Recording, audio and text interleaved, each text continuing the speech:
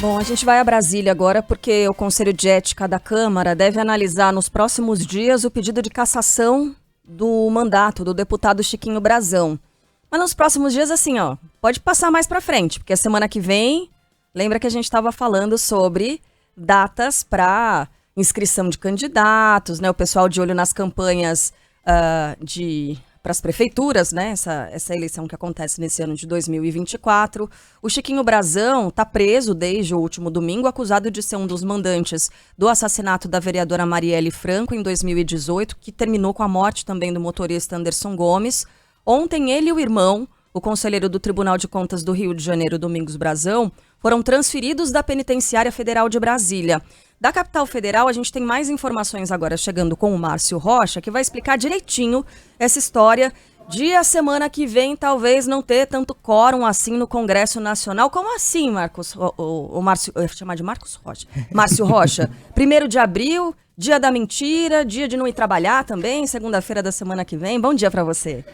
Bom dia, pessoal. Bom dia a todo mundo que nos acompanha. Pois é, tem uns que trabalham, outros não trabalham tanto, né? Então é o caso da Câmara dos Deputados. Exatamente por isso, porque semana que vem a gente vai ter, né, vai continuar tendo ali as movimentações eleitorais para as eleições municipais de outubro. Então, por causa disso, o Conselho de Ética da Câmara só deve analisar no mês que vem esse pedido de cassação do mandato do deputado Chiquinho Brazão. Lembrando, mais uma vez, suspeito de envolvimento nas mortes da vereadora Marielle Franco e também do motorista Anderson Gomes.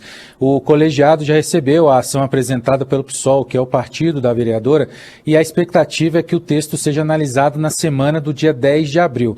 Como a gente já falou aqui, né, isso porque a Câmara não deve ter trabalhos na próxima semana por causa das movimentações partidárias, né, das janelas partidárias que a gente vai ter por causa das eleições municipais.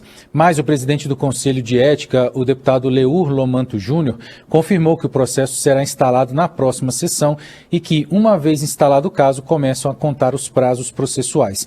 Aí ele vai primeiro decidir se o pedido de cassação é admissível. Se for aceito, o procedimento é iniciado. Depois, o Conselho vota um parecer preliminar pela admissibilidade ou pelo arquivamento. Se o colegiado confirmar o processo, começam os depoimentos de testemunhos de defesa, de acusação, e aí o julgamento propriamente dito é iniciado.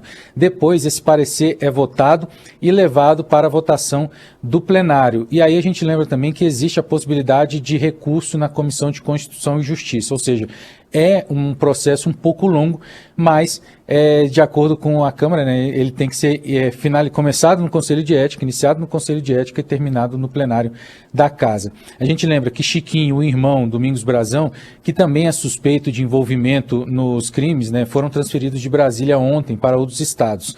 Lembrando, foram trazidos do Rio de Janeiro para cá depois de serem alvos de mandados de prisão preventiva expedidos pelo ministro Alexandre de Moraes do Supremo Tribunal Federal. Chiquinho foi levado para o presídio de Campo Grande, Mato Grosso do Sul, e Domingos foi para o de Porto Velho, capital de Rondônia.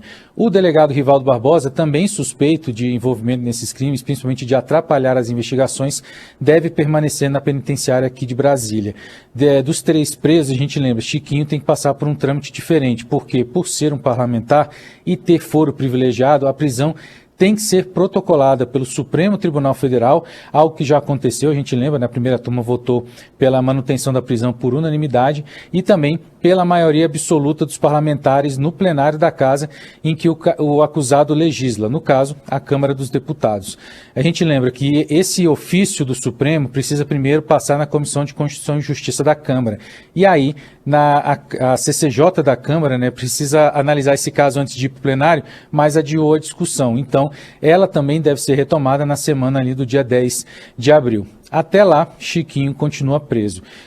A gente teve uma sessão da CCJ nos últimos dias e Chiquinho participou por videoconferência. E nessa videoconferência ele garantiu que sempre teve uma boa relação com a vereadora, já que ele também era vereador na época do crime, né, e que só teve um desentendimento com Marielle durante o mandato sobre questões fundiárias do município. Então, agora a gente tem que esperar justamente passar todos esses dias aí, feriado, janela partidária, para esse caso finalmente chegar no Conselho de Ética aqui da Câmara dos Deputados, pessoal. Mas é inevitável, né? E essa análise, até porque tem precedente, né? Tem outros parlamentares também envolvidos em crimes que tiveram os mandatos cassados. Então, é muito difícil que isso não aconteça. Dá para protelar, mas pelo menos também de acordo com a avaliação, né, de analistas e fontes ligadas mesmo ao Congresso Nacional, é muito difícil que ele se salve dessa cassação. A gente só imaginava que seria mais rápido, né?